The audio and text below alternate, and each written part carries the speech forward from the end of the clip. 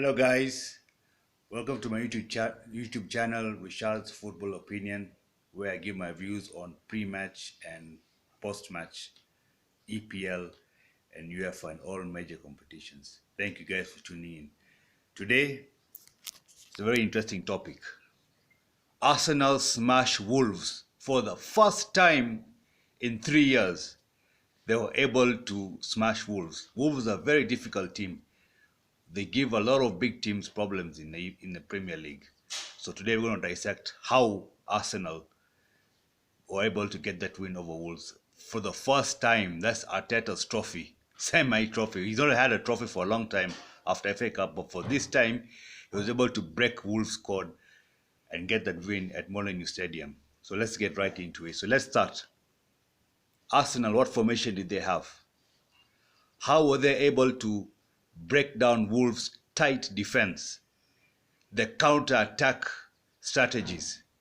How were they able to win Wolves 1-0? So let's get right into it. So Arsenal started with a 4-2-3-1 formation.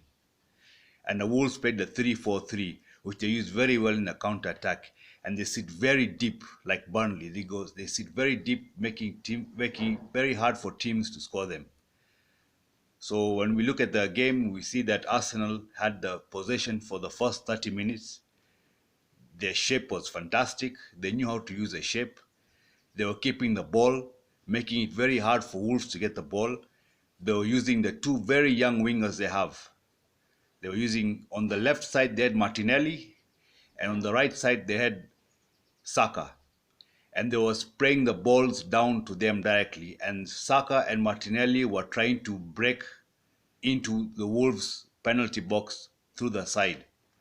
And then they were using Partey and Saka as the two number 6s, and they're using Odegaard as a number 10. So they were using the flanks very well. They were able to get into the side from the Wolves, spray the ball down to Lacazette, spray the ball down to Odegaard, who were doing aerial duels, trying to get the ball into the box. And there were many shots on target. For the first half, there were 11 to 12 shots on target for Arsenal. And Wolves, for the first 30 minutes, they were sitting back. It's like they were nervous. Somehow they knew that they were going to get scored, and they were really sitting deep. And they only had one striker on top, Raul Jimenez. He was the only one who was getting the aerial duels and trying to go and try to get a goal, but it wasn't working for them. So let's see how Arsenal got their goal. So there was a corner taken. Martinelli took the corner. A very good banana kick. Jose Sa, it's like he was diving into the pool. He missed the ball, and Lacazette was able to tap the ball under him, and Gabriel, the number 5 centre-back, managed to tap the ball in. And that's how they got the goal.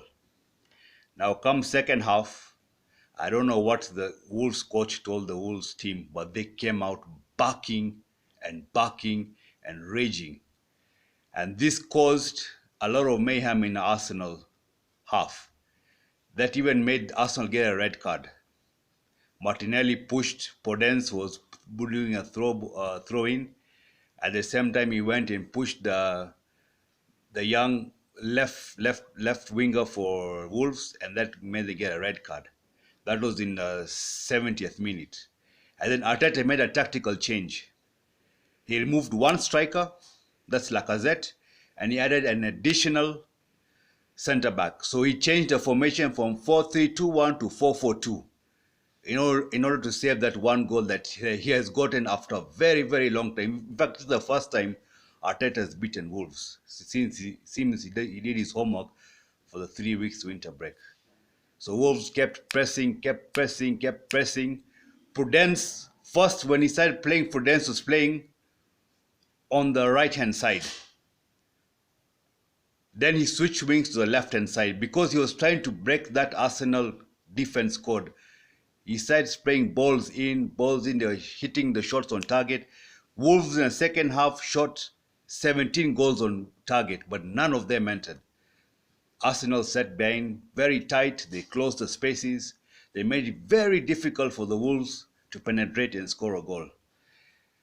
One thing I like to tell Wolves, this is the second game they're losing. First, they lost to the FA Cup to Norwich City. if I'm not wrong. This is the second game they're losing. Why did the Wolves board let Adama Traore go?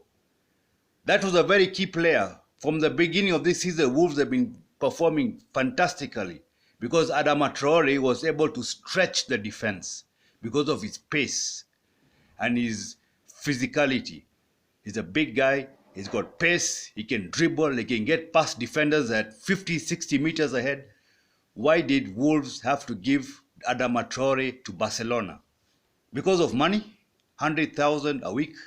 You let a player go and you drop points, you drop down the table, you get eliminated out of FA Cup. This is a big setback for Wolves because they are playing with only one winger, Prudence. The other winger from the Barcelona, Loni, Trancao, he's not performing. He can't dribble, he can't pass, he's scared when he has a ball, he can't take on a defender one by one.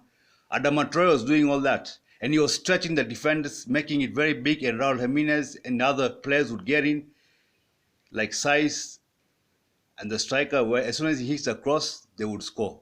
But this is what they're lacking. And this is going to come and hit them behind if they're not careful. So thank you guys for tuning in. Stay in touch more, and I'll give more games as they come by. Have a good day.